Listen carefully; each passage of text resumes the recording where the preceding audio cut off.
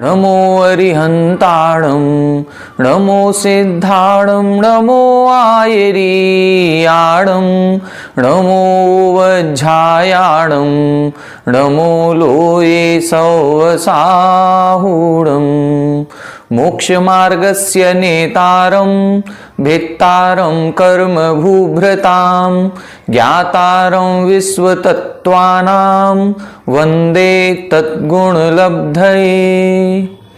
1008 श्री मूलनायक आदिनाथ भगवान की जय। द्वासांग जिनवाणी माता की जय। आचार्य श्रेष्ठ आचार्य गुरुवर श्री 108 उमा स्वामी जी महाराज की जय। आचार्य श्रेष्ठ आचार्य गुरुवर श्री 108 पूज्यपाद स्वामी जी महाराज की जय। आचार्य श्रेष्ठ आचार्य गुरुवर श्री 108 विद्यासागर जी महाराज की जय। तीर्थ चक्रवर्ती जगत पूज्य निर्यापक श्रमण मुनि पुंगव श्री 108 सुधा सागर जी महाराज की जय। समस्त मुनि संघ की जय। सर्वार सिद्धि ग्रंथराज की स्वाध्याय श्रृंखला में हम सभी 9वें अध्याय के अंतर्गत संवर के कारणों पर विस्तार से चर्चा कर रहे हैं। संवर के कारणों में कुछ प्रमुख क्रियाओं का वर्णन किया गया था, जिसमें गुप्ती, समिति, धर्म, अनुप्रेक्षा, परिसहजय और चारित्र, इन सभी क्रियाओं का विस्तार पूर्वक वर्णन किया जा चुका है।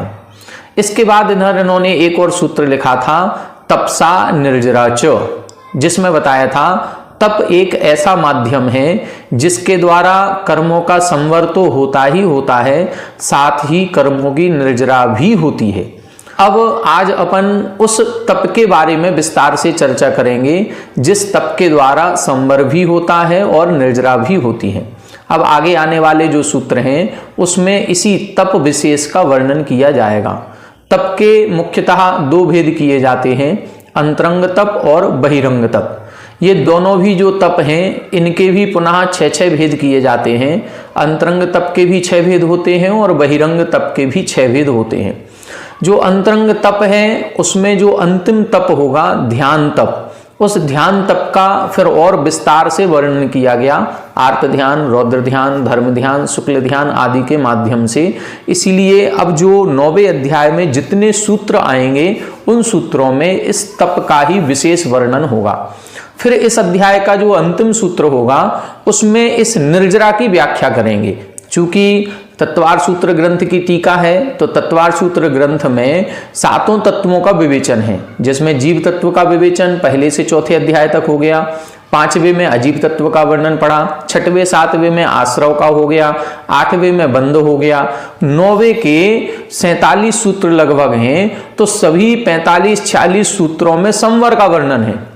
निर्जरा का वर्णन वो फिर एक सूत्र में करेंगे कि असंख्यात गुण श्रेणी निर्जरा क्या कहलाती है और किन किन स्थानों पर असंख्यात गुण श्रेणी निर्जरा होती है। फिर 10वां अध्याय प्रारंभ होगा जिसमें मोक्ष तत्व का वर्णन होगा। तो आइए अपन आज तप के बारे में विस्तार से चर्चा करते हैं। पेज नंबर 344 पर उत्थानिका 855 आह उक्तम चारित्रम, यहां बता रहे हैं उक्तम चारित्रम, चारित्र का वर्णन पूरा हो गया। तदनंतरम उद्दिष्टम यत्, उस चारित्र के बाद जिसका उद्देश्य किया था या जिसका वर्णन किया था, तपसा निर्जरा च, यह सूत्र लिख करके तप का वर्णन किया था कि तप के द्वारा संवर और निर्जरा दोनों होते हैं। इति तस्य इदानीम तपसो विधानम कर्तव्यम इति यत्र उच्यते, इसीलिए अब तप का विधान करना चाहिए या तप के बारे में वर्णन करना चाहिए। इति अत्र उच्यते, अब उस तप का व्याख्यान करते हैं। तद्विविधम बाह्यम आभ्यंतरम च, वह तप 2 प्रकार का होता है, बाह्य तप और अंतरंग तप। तत्प्रत्येकम षड्विधम, अब वो बाह्य तप हो चाहे अंतरंग तप हो, दोनों प्रकार का तप 6 प्रकार का होता है, तो कुल 12 प्रकार के तप हो जाते हैं। तत्र बाह्य भेद प्रतिपत्त्यर्थम आह। अब पहले इस सूत्र में अपन बाह्य तप के भेदों को पढ़ेंगे। बाह्य तप कौन कौन से हैं और उनको बाह्य तप क्यों कहा जाता है, अंतरंग तप कौन कौन से हैं और उनको अंतरंग तप क्यों कहा जाता है, इसका वर्णन अगले सूत्र में आएगा। आइए देखें सूत्र नंबर 19, इसमें बाह्य तप का वर्णन कर रहे हैं। अंसना वमोदरीय वृत्ति परिसंख्यान रस परित्याग विविक्त सय्यासन काय क्लेशा बाह्यम तपः। अंसना वमोदरीय वृत्ति परिसंख्यान रस परित्याग विविक्त सय्यासन काय क्लेशा बाह्यम तपः। यहाँ बाह्य तप के 6 भेद किए हैं। पहला है अंसन, दूसरा अवमोदर्य, तीसरा वृत्ति परिसंख्यान, चौथा रस परित्याग, पांचवा विविक्त सय्यासन और छठवा काय क्लेश। इस प्रकार से ये 6 तप कहे गए हैं। ये चूंकि बाह्य शरीर आदि के निमित्त से होते हैं, बाह्य द्रव्य के उपलंबन से होते हैं और बहिरंग से देखने में आते हैं, इसीलिए इनको बहिरंग तप कहा जाता है। अनशन तप किसे कहते हैं? असन, असन का मतलब होता है भोजन। चारों प्रकार के आहार जल के त्याग करने को अनशन कहते हैं। इसका दूसरा नाम मिलता है जिसको हम उपवास भी कहते हैं। उपवास, वास यानी निवास करना, उप यानी समीप में, अपनी आत्मा के समीप में निवास करना। जब ये अर्थ निकालते हैं तो उपवास कहते हैं और चारों प्रकार के आहार जल का त्याग जहां हो जाता है उसे अनशन कहते हैं। दोनों एक ही चीज हैं। जब हमारे चारों प्रकार के आहार जल का त्याग हो जाएगा तो उस दिन हमें किसी भी प्रकार का विकल्प नहीं रहेगा कि अब खाना बनाना है, खाना खाना है, बर्तन धोने हैं। देखो, खाना बनाने में कई प्रकार के विकल्प होते हैं, सुबह से लेकर के जब तक खाना खाना लें और शाम तक होते ही रहेंगे। इसीलिए जब चारों प्रकार के आहार जल का त्याग हो गया तो अब कोई विकल्प नहीं रहेगा। जब विकल्प नहीं रहेगा तो उस दिन फिर हम अपनी आत्मा के समीप पहुंचेंगे। या तो हम भगवान की स्तुति वंदना करेंगे या फिर अपना आत्म ध्यान करेंगे, सामायिक करेंगे, स्वाध्याय करेंगे। ये सारी ही क्रियाएं आत्मा तक पहुंचने के उपाय हैं, इसीलिए उसको उपवास कहा जाता है। अवमोदर्य का मतलब होता है भूख से कम खाना। हमारी जितनी भूख लग रही है हम भोजन तो करेंगे, लेकिन अब हम ऐसी साधना करेंगे कि भूख हमें जितनी लग रही है उससे हम कम खाएंगे। इसको बोलते हैं अवमोदर्य या ऊनोदर। ऊन उदर, पेट से कम खाना। तीसरा है वृत्ति परिसंख्यान। वृत्ति परिसंख्यान का मतलब होता है जब मुनिराज आहार आदि के लिए निकलते हैं तो कुछ ना कुछ नियम लेकर के निकलते हैं कि ये नियम हमारा पूरा हो जाएगा तो ही हम आहार को ग्रहण करेंगे, अन्यथा नहीं करेंगे। इसको वृत्ति परिसंख्यान कहते हैं। रस परित्याग का मतलब है एक एक दिन एक एक रस का त्याग करना, अथवा अपनी शक्ति के अनुसार 1 रस, 2 रस, 3 रस, 6 रसों का त्याग करके फिर भोजन को ग्रहण करना, ये रस परित्याग है। विविक्त सय्यासन का मतलब है एकांत में आसन लगाना या एकांत में आराम आदि करना, जो भी है एकांत में करना। जो भी स्वाध्याय करना, सामायिक करना, कोई विशेष साधना करना है, ध्यान लगाना है, तो हम ऐसे स्थान पर जाएंगे जंगल आदि में जहां पर किसी प्रकार का कोई व्यवधान ना हो, उसको बोलते हैं विविक्त सय्यासन। काय क्लेश का मतलब है अब शरीर से साधना करने के लिए विभिन्न प्रकार के आसन आदि लगा करके शरीर को, मन को और वचन को एकाग्र करना। तो शरीर की एकाग्रता बनी रहे, हम एक आसन से कितनी देर तक बैठे रह सकते हैं, अपनी शक्ति के अनुसार इन आसनों का प्रयोग करना, वो कहलाता है काय क्लेश। इस प्रकार से ये 6 बाह्य तप होते हैं। आइए देखें 856 नंबर। दृष्ट फलानपेक्षम संयम प्रसिद्धि रागोच्छेद कर्म विनाश ध्यानागम अवाप्त्यर्थम अनशनम। यहां बता रहे हैं कि ये अनशन तप क्यों किया जाता है। दृष्ट फल अनपेक्षम, जो दिखाई देने वाले फल हैं उनकी अपेक्षा नहीं करना है।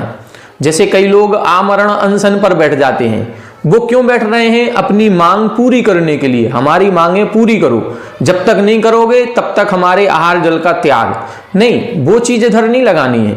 यहां ये उद्देश्य नहीं है कि हमारी कोई मांगे पूरी हो जाए, हमारी कोई स्वार्थ की सिद्धि हो जाए, नहीं। यहां पर क्या उद्देश्य है? संयम प्रसिद्धि। हमारे संयम की प्रसिद्धि हो, संयम का हम पालन कर सकें, राग उच्छेद, शरीर से ममत्व भाव का त्याग हो, भोजन आदि से राग का त्याग हो, आसक्ति दूर हो, आसक्ति कम करने के लिए, और कर्म विनाश, कर्मों का क्षय हो, इसीलिए उपवास किया जाता है। और क्या है, ध्यान आगम अवाप्त्यर्थम, हमारे ध्यान की शक्ति बन जाए, हम ध्यान करने में समर्थ हो जाएं, ध्यान आदि करते समय हमें कोई विकल्प उत्पन्न ना हो। इस प्रकार से जो उद्देश्य लेकर के आहार जल का त्याग किया जाता है उसे हम अनशन कहते हैं। जो दिखाई देने वाले उद्देश्य हैं उन उद्देश्यों की पूर्ति के लिए नहीं। किसी से लड़ाई झगड़ा हो गया, आज घर में खाना अच्छा नहीं बना, या घर में कहीं कोई कहा सुनी हो गई और हम भोजन छोड़ के चले गए, 24 घंटे तक कुछ नहीं खाया, तो क्या इसको हम अनशन कहेंगे? नहीं कहेंगे। एक भिखारी था, वो भिखारी घर घर गया मांगने के लिए, कुछ दे दो, कुछ दे दो, कुछ दे दो, लेकिन किसी ने कुछ नहीं दिया, 24 घंटे उसने भी कुछ नहीं खाया, तो क्या उपवास मान लिया जाए, उसका अनशन तप मान लिया जाए? नहीं। एक व्यक्ति था जिसको कोई बीमारी हो गई थी, डॉक्टर ने कह दिया 24 घंटे तक कुछ नहीं खाना, खाली पेट रहना है, खाली पेट रहोगे सब ठीक हो जाएगा, तो उसने भी कुछ नहीं खाया। नहीं, ये सारी देखो, केवल भोजन छोड़ना मात्र ही उपवास या अनशन नहीं है।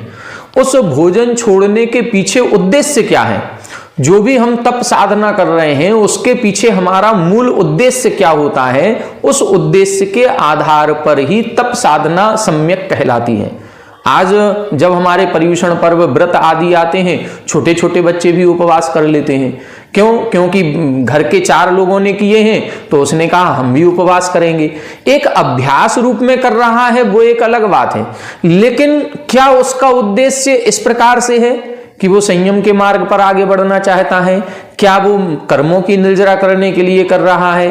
क्या वो भी अपने भोजन पानी से या शरीर से राग का उच्छेद हो इस उद्देश्य से कर रहा है? नहीं कर रहा। उसको हम केवल एक अभ्यास के रूप में करा रहे हैं कि आज अभ्यास करो, आगे जाकर के जब आपकी बुद्धि अच्छी परिमार्जित हो जाएगी तो इसका सही उद्देश्य समझ में आ जाएगा। वो एक हैबिट, आदत बन जाएगी कि हमें भूख की वेदना को कैसे सहन करना है। तो ये उद्देश्य हमारे होने चाहिए। हम संयम की रक्षा के लिए करें, राग आसक्ति को कम करने के लिए करें, कर्मों की निर्जरा होना हमारा मुख्य उद्देश्य होना चाहिए, और आगम और ध्यान की प्राप्ति हो। ये ध्यान आदि में हम निर्विकल्प रूप से, स्वाध्याय आदि करने में निर्विकल्प रूप से हमारा मन लगा रहे, इसके लिए अनशन किया जाता है। संयम, प्रजागरण, दोष प्रशम, संतोष, स्वाध्याय आदि सुख सिद्धि अर्थम अवमोदर्यम।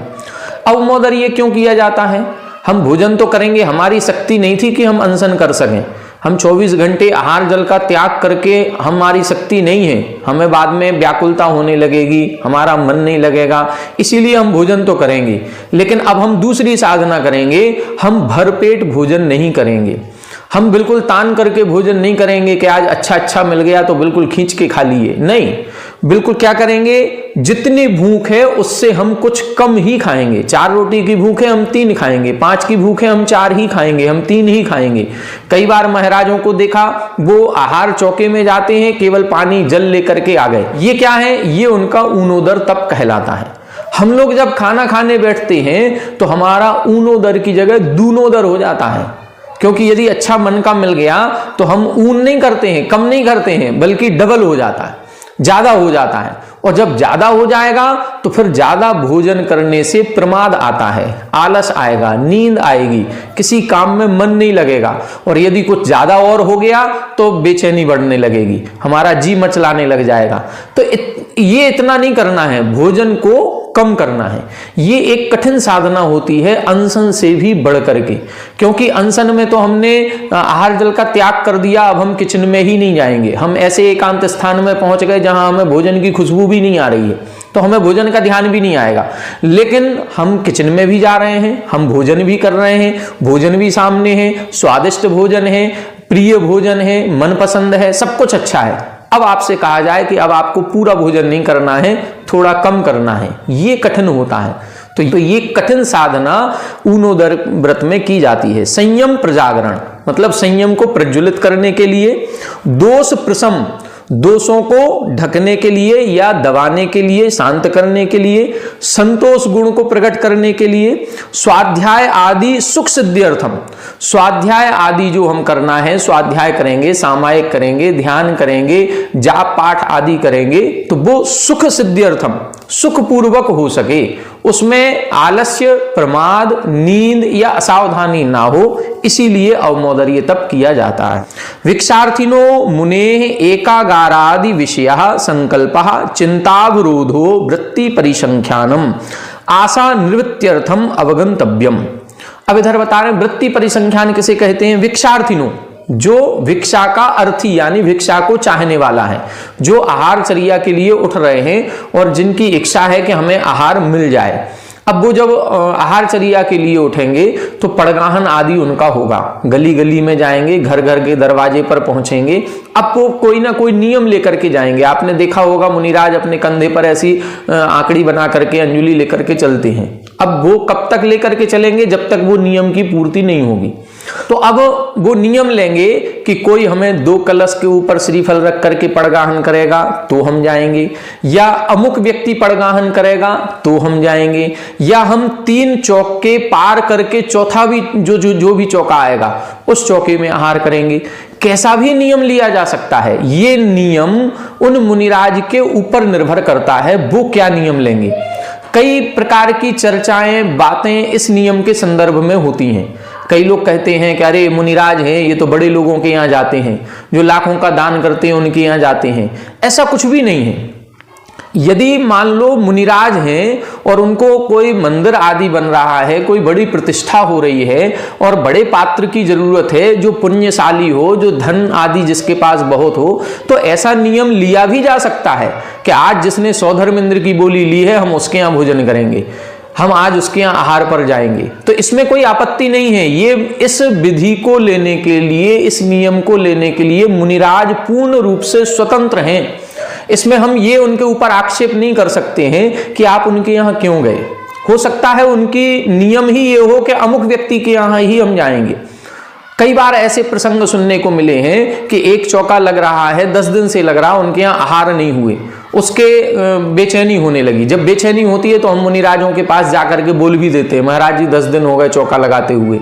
अब 11वें दिन महाराज ने सोच लिया कि आज तो हम उस व्यक्ति के यहाँ जाएंगे और वो व्यक्ति पड़गाहन करेगा तो ही हम आहार करेंगे। अब 11वें दिन उसको कोई मजबूरी आ गई, चौका बंद हो गया। अब मुनिराज ढूंढ रहे हैं उसको पूरे में, अब वो नहीं मिलेगा। आज उन्होंने उपवास कर दिया। क्यों कर दिया? क्योंकि वो नियम लेकर के गए थे अमुक व्यक्ति के यहाँ जाएंगे। तो अमुक व्यक्ति, किसी व्यक्ति विशेष का भी नियम लिया जा सकता है।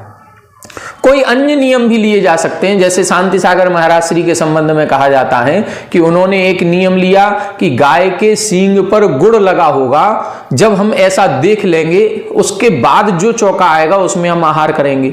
अब इसमें चौके में पड़गाहन करने वालों से कोई संबंध ही नहीं है। चाहे आप 1 कलश लेकर के खड़े हों, चाहे 3 कलश लेकर के खड़े हों, चाहे जोड़े में खड़े हों, चाहे कुछ भी कर ले, इससे क्या फर्क पड़ना है। उनका नियम तो कुछ अलग ही है। उन्होंने तो नियम लिया है कि गाय के सींग पर गुड़ होगा, वो देखने के बाद जो भी पहला चौका आएगा उसमें आहार करेंगे। तो अब वो स्थिति, अब किसका पुण्य उदय ज्यादा होगा कि उनको ऐसी दृश्य जो उन्होंने नियम लिया है वो दिख जाए, उसके बाद जो भी चौका पड़ेगा उसका आहार उसमें कर लेंगे। तो ये नियम कुछ ऐसे होते हैं जो अपने स्वयं की पुण्य की परीक्षा के लिए लेते हैं। हमारे पुण्य में आज आहार है कि नहीं है, हम अपने पुण्य की आजमाइश करेंगे। यदि हम ऐसा नियम कठिन से कठिन ले लेंगे और फिर देखते हैं कि हमारा नियम पूरा होता है कि नहीं। यदि हमारे पुण्य में आज आहार जल पान लिखा होगा तो हमारी वो विधि पूरी हो जाएगी, नहीं तो नहीं होगी। कुछ मुनिराज ऐसे होते हैं कि ये विधि को बदल भी सकते हैं। यदि चाहें तो दोनों प्रकार से नियम लिया जाता है। जैसे संलेखना होती, यम संलेखना, नियम संलेखना, इसी तरह से ये नियम भी होता है कि हम 1 बार चक्कर लगाएंगे, 2 बार चक्कर लगाएंगे, 3 बार लगाएंगे। 3 बार में मिल गया तो ठीक, वरना आज का उपवास, कल के लिए हम फिर से नई विधि लेंगे। कुछ मुनिराज ऐसा नियम लेते हैं कि जब तक ये नियम पूरा नहीं होगा तब तक हम इसी विधि को लेकर के उठेंगे, चाहे 10 दिन हो जाए, चाहे 15 दिन हो जाए, चाहे महीने भर हो जाए। तो इस प्रकार से भी नियम होता है। कुछ ऐसे होते हैं कि आज हम 2 चक्कर तो लगाएंगे इस विधि को लेकर के, नहीं मिलेगा तो फिर हम मंदिर में आकर के विधि भी चेंज कर सकते हैं, या आचार्य महाराज उनके कोई है वो भी उनको कह सकते हैं कि अपनी विधि को चेंज करो। कुल मिलाकर के आहार प्राप्त करने के पहले कुछ नियम लेना, उसको हम वृत्ति परिसंख्यान कहते हैं। देखें इसमें क्या लिखा, भिक्षार्थिनो, भिक्षा का अर्थी जो आहार को इच्छा करने वाला है, ऐसा मुने है, ऐसा मुनि एकागार आदि विषया। हम एक घर में जाएंगे, हम दूसरे घर में जाएंगे, हम तीसरे घर में जाएंगे, हो सकता है हम आज निकलेंगे और 10 पड़गाहन करने वालों को छोड़ करके 11वें में जाएंगे, तो अब 10 कितनी भी विधि बदलते रहे उससे कोई फर्क नहीं है, उनको तो 10 के बाद 11वें में जाना है। यदि चौके ही 5 लगे हैं तो क्या करेंगे, डबल राउंड लगाएंगे, डबल राउंड लगाने के बाद 10 को पार करके 11वें में जाना है उनको, तो वो अपने नियम के अनुसार जाएंगे।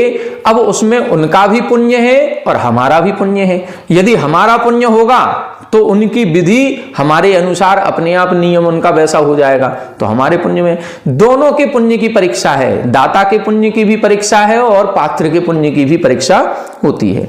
संकल्प इत्यादि प्रकार से संकल्प करना, चिंतावरोधो, किसी भी प्रकार के चिंता का रोध करना, मतलब अब हमें ये चिंता नहीं है कि हम इनके यहां ही जाएंगे, नहीं, हमें तो अपना नियम ले लिया, ये नियम पूरा होगा तो हम लेंगे, नहीं तो हम कोई विकल्प नहीं करेंगे। इस प्रकार से निर्विकल्प होने के लिए वृत्ति परिसंख्यानम आशा निवृत्त्यर्थम अवगंतव्यम, आशा की उम्मीद की निवृत्ति करने के लिए है। हम पहले से उम्मीद नहीं करेंगे कि आज तो हम भोजन करेंगे ही करेंगे, नहीं, नियम होगा पूरा तो हम भोजन करेंगे, नहीं होगा तो नहीं करेंगे। तो हम ये नहीं कह सकते कि आज हमें भोजन मिलेगा कि नहीं मिलेगा, कुछ नहीं कहा जा सकता। हम तो अपना नियम लेके जा रहे हैं, हो सकता है मिल भी जाए, हो सकता है ना भी मिले।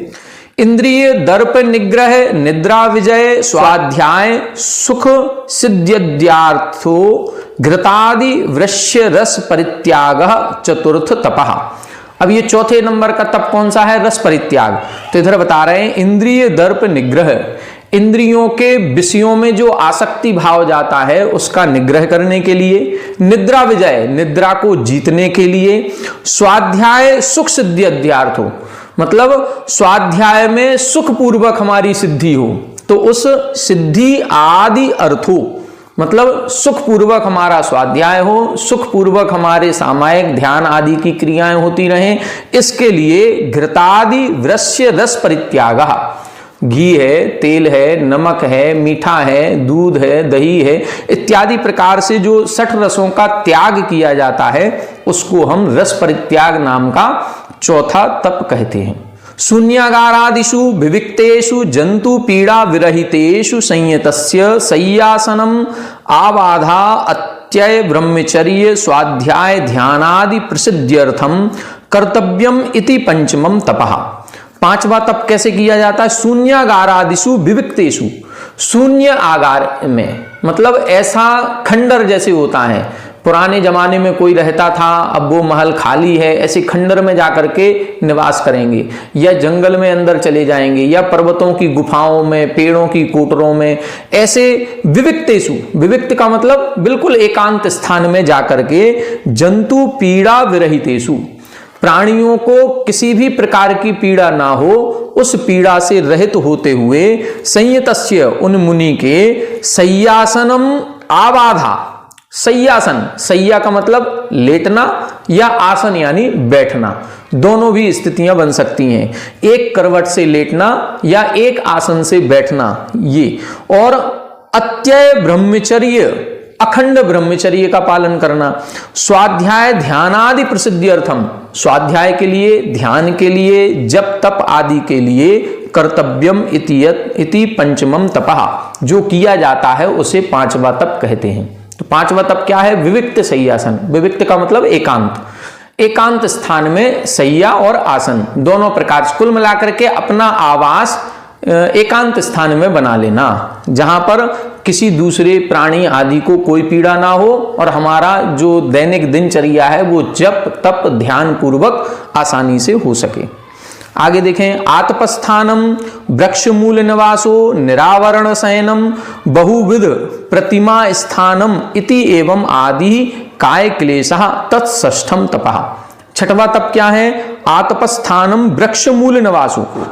आतपस्थानम मतलब है आतापन योग किया जाता है, विशेष प्रकार की साधना तपस्या की जाती है।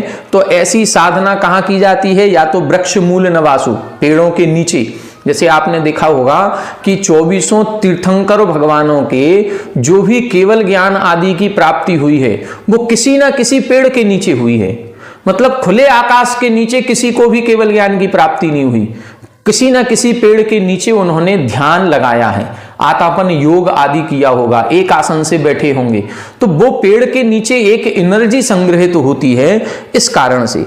अथवा निरावरण शयनम, और जब शयन करना है तो निरावरण शयनम मतलब किसी अब पेड़ के नीचे नहीं, अब खुले आकाश के नीचे।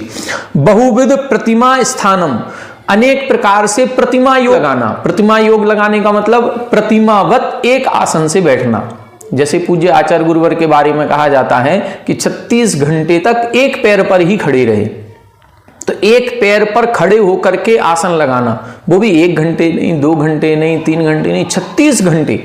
अब 36 घंटे के लिए आहार जल का विकल्प का त्याग, लघु शंका दीर्घ शंका आदि का त्याग, और फिर शरीर में एकाग्रता बनाना, शरीर के साथ साथ फिर मन की एकाग्रता बनाना। अब ऐसा तो है नहीं कि शरीर में कष्ट नहीं होगा, शरीर में कष्ट होगा, लेकिन उस कष्ट को सहन करने की भी एक क्षमता की वृद्धि करना, ये कहलाता है आतापन योग अथवा प्रतिमा योग। इत्यादि प्रकार से काय क्लेशः तत्षष्ठम तपः, ये काय क्लेश नाम का छठवां तप कहलाता है। बहुत प्रकार से, अनेक प्रकार से शरीर को क्लेश देना, काय क्लेश, नाम ही इसका काय क्लेश है कि शरीर को कष्ट देना है। कितने भी प्रकार से, पद्मासन लगा करके बैठ गए, पद्मासन आराम से बन जाती है, खड़गासन में बैठ गए, खड़गासन आराम से बन जाता है तो अब एक पैर से खड़े हो गए, या अन्य प्रकार से कई आसन लगाए जाते हैं। जैसे पहले भी एक उसमें आया था उत्कुटिका आसन, वीरासन, तो ये कोई कठिन आसन होते होंगे, उन आसनों पर लगा करके और 2-4 घंटे, 10 घंटे, 20 घंटे इत्यादि प्रकार से साधना करना, ये काय क्लेश तप है। तत्किमर्थम, ये क्यों किया जाता है? देह दुख तितिक्षा सुखान अभिस्वंग प्रवचन प्रभावनादि अर्थम।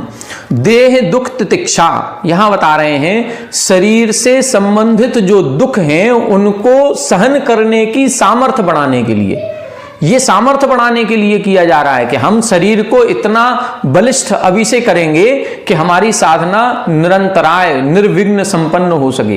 तो ये अपने शरीर की सामर्थ्य बढ़ाने के लिए है। और क्या है? सुखान विश्वंग प्रवचन प्रभावनादि अर्थम, सुख विषयक आसक्ति को कम करने के लिए। अब हम देखो, शरीर तो हमेशा ये चाहेगा कि हमें आराम मिले। थोड़ी सी कमर दर्द होने लगी तो हम थोड़े से ऐसे बैठ गए, ठीक लगने लगा तो ऐसे हो गए, पद्मासन में दर्द होने लगा तो थोड़े से गवासन में बैठ गए, फिर थोड़ी देर बाद आसन।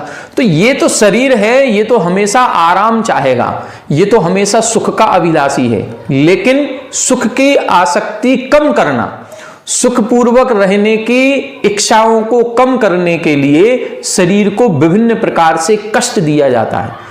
आपने देखा होगा पूज्य सुधा सागर महाराज श्री को हम 10-20 साल से देख रहे हैं, वो जब प्रवचन आदि करते हैं या मंच पर बैठते हैं तो 3 घंटे 4 घंटे 5 घंटे तक यदि बैठेंगे एक ही आसन से बैठते हैं। कई गोष्ठियों में हम गए हैं कि दोपहर में 1:30 बजे से सत्र शुरू हुआ और शाम को 5 बजे तक 4:30 बजे तक चल रहा, तो 3-3.5 घंटे कंटिन्यू। सुबह 8 बजे मंच पर बैठ गए, 11 बजे तक बैठे हैं, तो एक ही आसन से बैठते हैं, वो आसन को नहीं बदलते हैं। ये एक प्रकार की विशेष साधना होती है और इसी से ये काय क्लेश। आगे क्या लिखा? प्रवचन प्रभावनादि अर्थम। प्रवचन प्रभावना मतलब जो हमारा जैनागम है, जैन दर्शन है, जैन धर्म है, इसके जो सिद्धांत हैं, इसकी प्रभावना के लिए ये काय क्लेश तप किया जाता है। तो काय क्लेश तप के ये उद्देश्य बता दिए।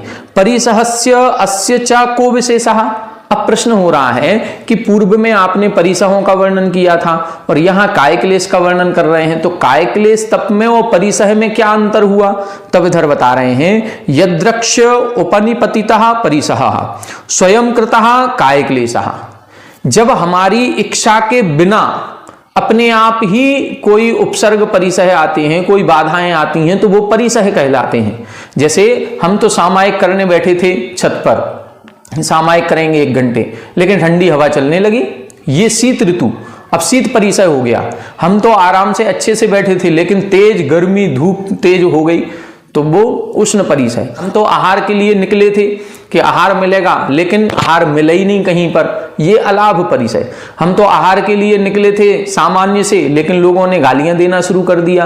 तो ये जो परिसह हैं, ये अचानक से उपस्थित होते हैं। अब अचानक से जो भी बाधाएं उपस्थित हुई हैं, उनको शांत भाव से सहन करना। दूसरा क्या है, ये स्वयं कृतः।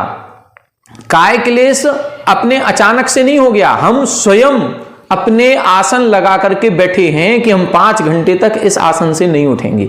ये काय क्लेश, ये जो तप है, ये स्वयं से किया जाता है, ये अचानक से नहीं आया है।